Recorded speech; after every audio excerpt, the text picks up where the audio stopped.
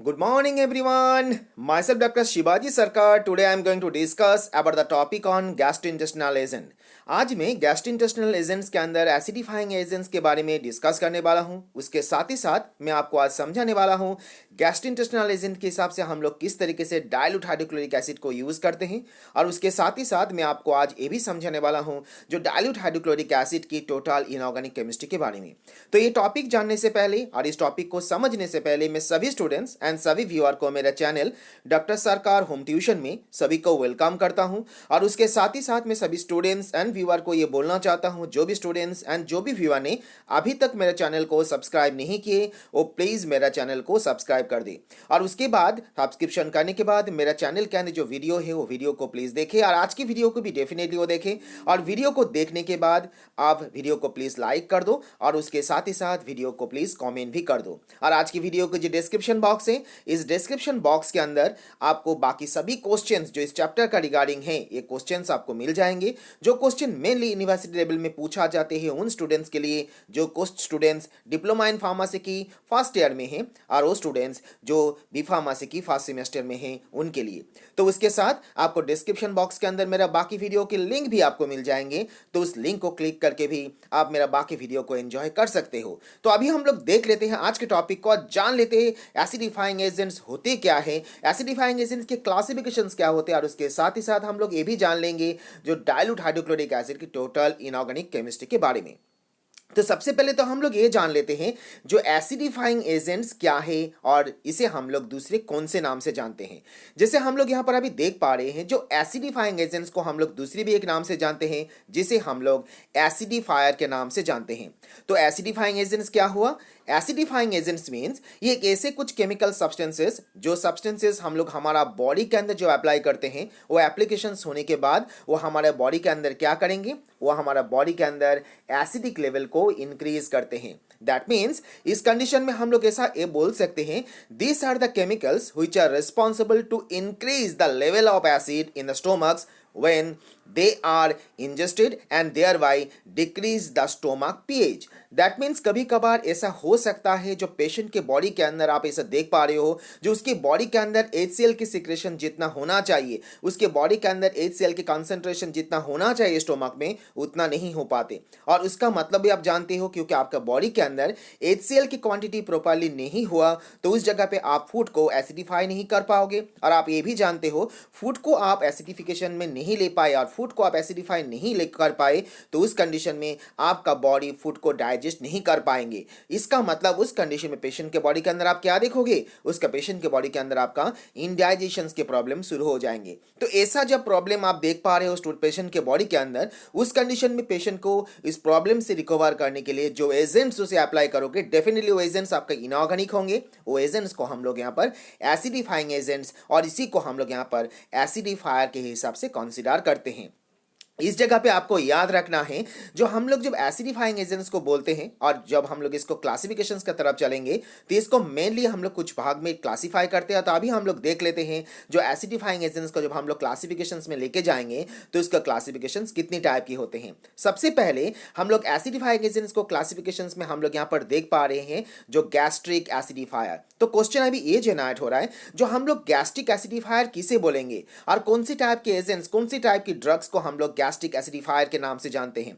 So gastric acidifier means these are the drugs which are used to increase the acidity of the stomachs in a patient suffering from the aclohydria or we can say as an hypochlorhydria. That means हम लोग gastric acidifier agents वो agents है और वो drug है जो drug क्या करते हैं पेशेंट के बॉडी के अंदर acidic level, that means stomach के अंदर जो एसिडिक लेवल है उसे इंक्रीज कर देते हैं। कब इंक्रीज करते हैं? जिस कंडीशन में आप देखोगे जो आपका जो पेशेंट है वो पेशेंट आपका एक्लोहाइड्रिया से अफेक्टेड है, नहीं तो पेशेंट आपको हाइपोक्लोरोहाइड्रिया से अफेक्टेड है। उस कंडीशन में आप इस एजेंट को अप्लाई करके उस पेशेंट के स्टोमक के बॉडी के अंदर जो एसिडिक लेवल है उसे आप इंक्रीज कर सकते हो।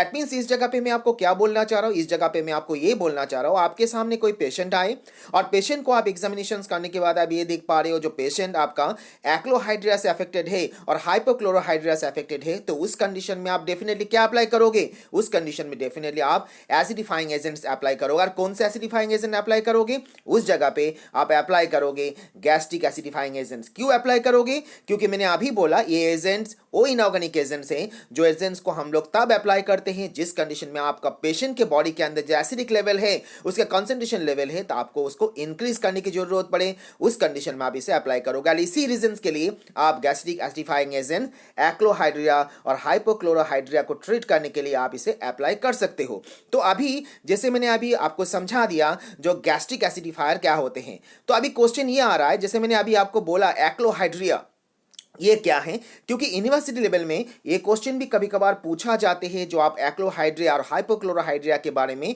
शॉर्ट नोट लिखो।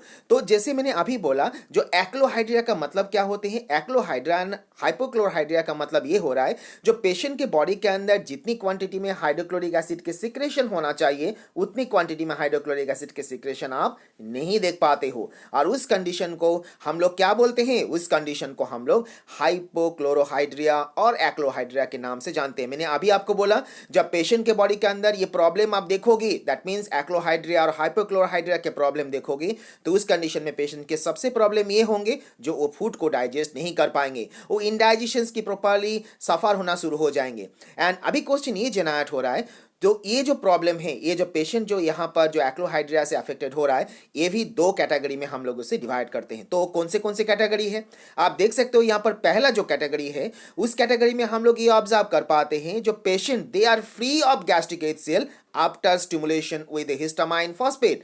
तो जैसा हम लोग यहाँ पर जो ये प्रॉब्लम जो मैंने आपको अभी बोला, ये प्रॉब्लम हम लोग तब देखते हैं जब पेशेंट कुछ प्रॉब्लम से सफर होते हैं, कुछ problem in the sense of whenever the patient they are suffering by through the carcinoma of stomach like problem, right.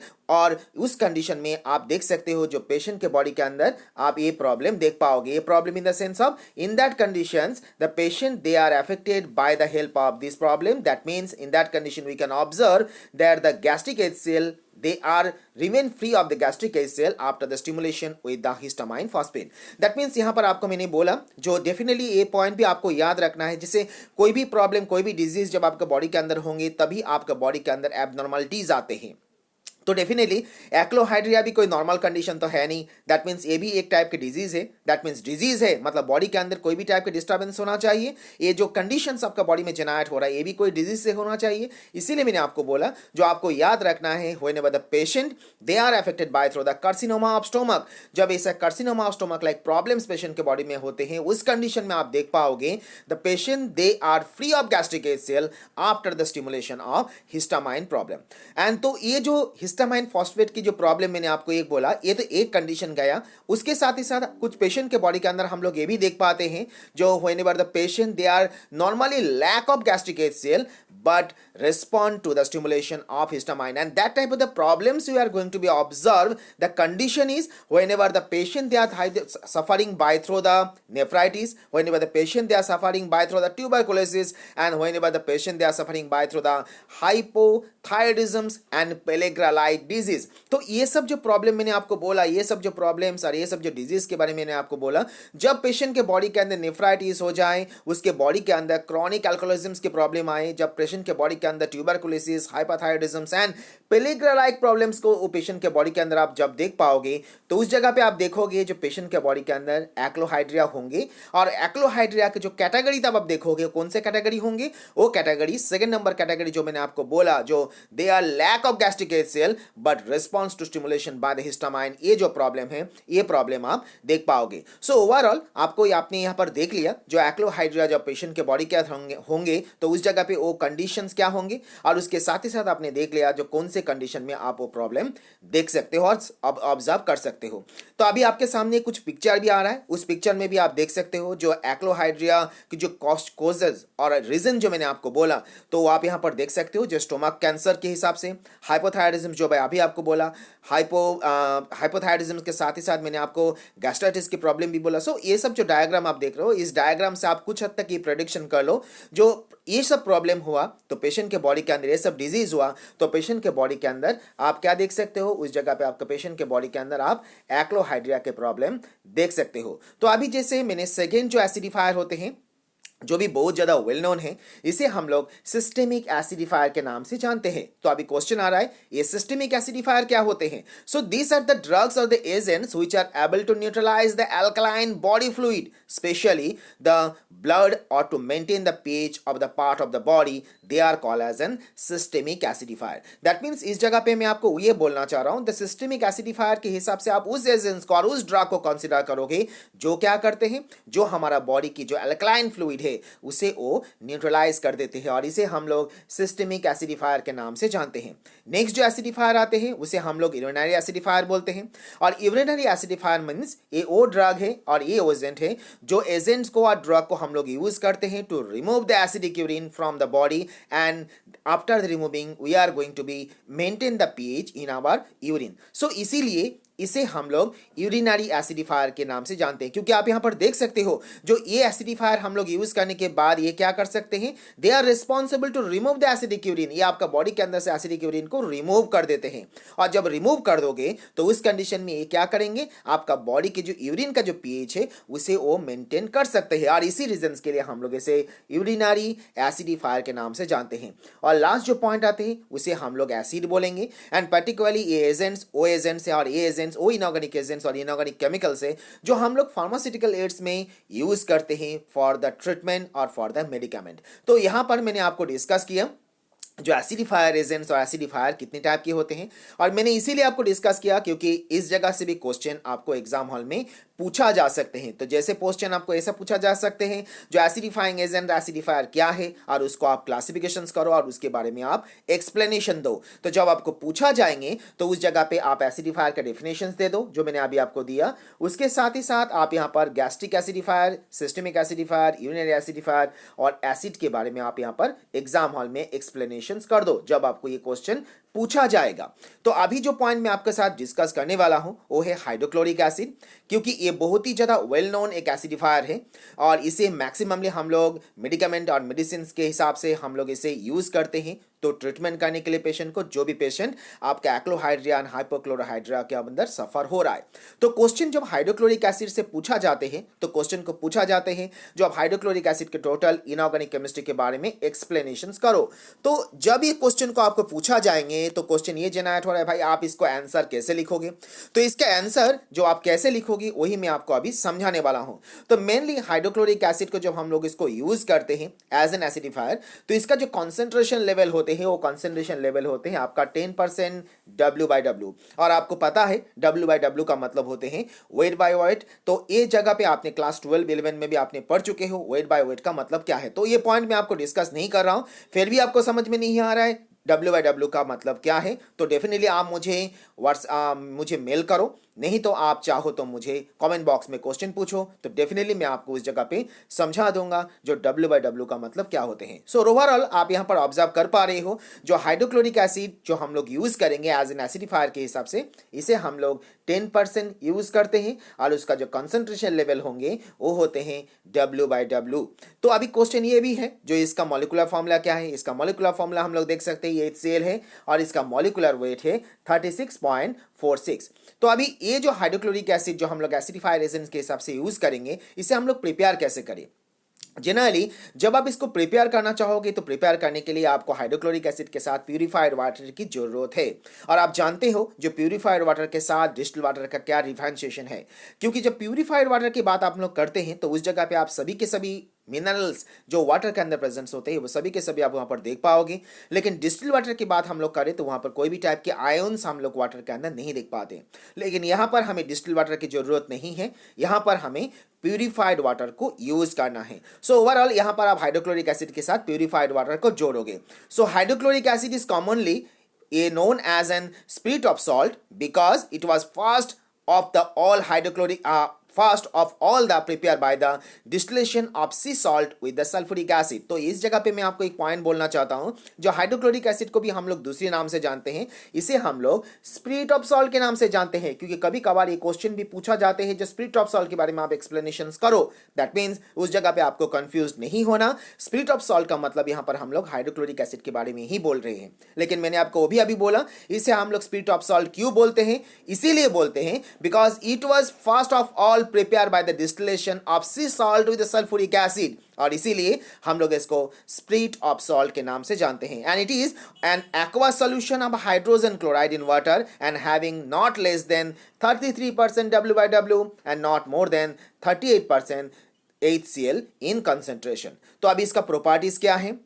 Generally ये कलरलेस होते हैं एंड ये फ्यूमिंग लिक्विड है। एंड फ्यूमिंग का मतलब ये हो रहा है, जब भी आप हाइड्रोक्लोरिक एसिड के बॉटल को ओपन करोगे तो देखोगे उसमें से फ्यूम बाहर निकल रहा है, और पर्टिकुलरली ये मिनरल एसिड भी है, आप जानते भी हो, और इसी रीजन के लिए हम लोग इसको फ्यूमिंग लिक्विड बोलते हैं। और उसके साथ इसका जो ऑर्डर है ये बहुत ही ज़्यादा पंजेंट है। इसका सॉल्युबिलिटी को आप चेक करोगे, ये पानी के अंदर बहुत ज़्यादा सॉल्युबल है, अल्कोहल के अंदर भी बहुत ज़्यादा सॉल्युबल है, ये बहुत ज़्यादा स्ट्रॉन्ग एसिड है। एंड बहुत ज़्यादा स्ट्रॉन्ग एसिड होने के लिए मेटल के साथ बहुत ही प्रोमिनेंटली रिएक्शंस करके वहाँ से गैस को एलिमिनेट कर सकता है। और इसका केमिकल प्रॉपर्टीज की तरफ हम लोग चले तो उस जगह पे आप देख पाओगे जो हाइड्रोक्लोरिक एसिड ये बहुत ज़्यादा स्ट्रॉन्ग एसिड होने के लिए मैंने अभी बोला ये मेटल के साथ रिएक्शंस कर सकता है। और सोडियम एक मेटल है, आप जानते हो, जब रिएक्शंस करते हैं तो सोडियम के साथ रिएक्शंस करने के बाद वो NaCl और हाइड्रोजन गैस को एलिमिनेट करते हैं। क्योंकि मैंने अभी बोला क्योंकि एक स्ट्रॉन्ग एसिड है इसीलिए मेटल के साथ रिएक्शंस करने के बाद वो गैस को एलिमिनेशंस करेंगे, और यहाँ पर गैस के हिसाब से वो हाइड्रोजन को एलिमिनेट करते हैं। अभी क्यों करते हैं? क्योंकि आप यहाँ पर ऑब्जर्व कर सकते हो जो यहाँ पर जो 2HCl हम लोगों ने यहाँ पर यूज किए, तो यहाँ पर 2 हाइड्रोजन है इसीलिए हाइड्रोजन H2 हुआ। और यहाँ पर आप देख सकते हो क्लोरीन यहाँ पर इलेक्ट्रोनेगेटिव होने के लिए सोडियम के साथ जुड़ने के बाद वो NaCl को जेनरेट कर रहा है। उसके साथ यहाँ पर हम लोग ये भी ऑब्जर्व कर सकते हैं जो KMnO4 के साथ भी वो रिएक्शंस करते हैं, और रिएक्शंस करने के बाद वो क्लोरीन को गैस को एलिमिनेट करते हैं। सो रिएक्शंस क्या है आप देख लेते हो, यहाँ पर देख सकते हो जो KMnO4 के साथ आपको HCl को रिएक्शंस करना है, तो रिएक्शंस करने के बाद वो क्या प्रोडक्ट जेनरेट करेंगे? प्रोडक्ट के हिसाब से वो जेनरेट कर रहा है MnCl2, KCl, वाटर, और इसके साथ ही साथ वो क्लोरीन गैस को एलिमिनेट कर रहा है। तो यहाँ पर हमने देख लिया इसका केमिकल प्रॉपर्टीज। तो जैसे हम लोग जानते हैं हर एक प्रोडक्ट की कुछ स्टोरिंग कैपेसिटी एंड स्टोरिंग के लिए उसका कुछ क्राइटेरिया होते हैं, तो यहाँ पर भी आपको जब स्टोर करना है इस प्रोडक्ट को तो इसको एक वेल क्लोज कंटेनर के अंदर इसको स्टोर करना है। और जब स्टोर करोगे तो उस जगह पर आपका जो टेम्परेचर है वो टेम्परेचर 30 डिग्री सेल्सियस टेम्परेचर ज़्यादा नहीं होना चाहिए। ये पॉइंट को आपको डेफिनेटली याद रख के इसको स्टोरिंग को इसका स्टोरेज करना है।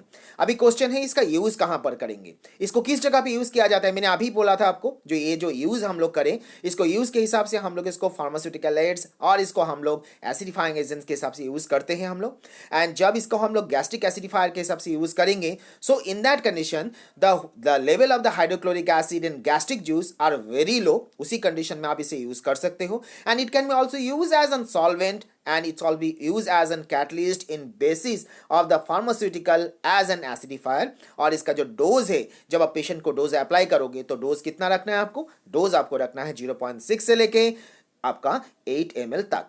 और इसका जो हम लोग इसका जो ऐसे निकालेंगे तो इसका ऐसे हम लोग कैसे कर सकते हैं, क्योंकि मैंने पहले भी बोला ऐसे बहुत ज़्यादा इंपॉर्टेंट है। तो ऐसे आपको कैसे करना है? ऐसे करने के लिए आपको पहले सैंपल ले लेना है, और सैंपल का क्वांटिटी कितना होगा? सैंपल का क्वांटिटी होगा आपका 6 ग्राम, और उसके साथ आपको 30 ml डिस्टिल वाटर डाल देना है। डालने के बाद उसको आपको टाइट्रेट करना है 1 नॉर्मल ऑफ सोडियम हाइड्रोक्साइड के अगेंस्ट पे। और इस जगह पे आप इंडिकेटर के हिसाब से क्या यूज़ करोगे? इंडिकेटर के हिसाब से आप यहाँ पर मिथाइल रेट को आप यूज़ करोगे। और इस जगह पे हम लोग देखते हैं जिसका जो फैक्टर है वो फैक्टर कितना है? 1 normal of sodium hydroxide which is equivalent to 0.03646 gram of HCl।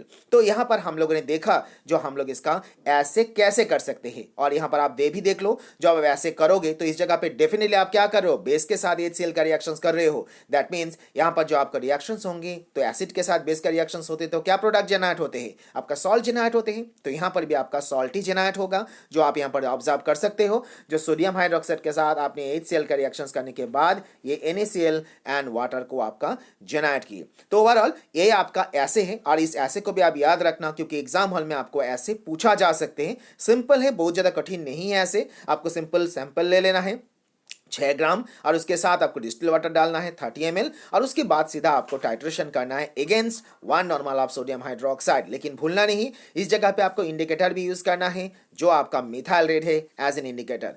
और आप जानते भी हो इंडिकेटर क्या है, फिर भी आपको नहीं पता तो मैंने आगे का जितने वीडियो में मैंने आपको एक्सप्लेनेशन किया, जो वहाँ पर इंडिकेटर का मतलब क्या होते हैं, और वो देखने के वीडियो देखने के बाद भी आपको समझ में नहीं आ रहा है तो डेफिनेटली आप मुझे कमेंट बॉक्स में क्वेश्चन पूछो, तो आप डेफिनेटली मैं वो क्वेश्चन को आपको सॉल्व करके आपके पास ये भेजवा सकता हूँ, आपको मैं एक आंसर दे सकता हूँ।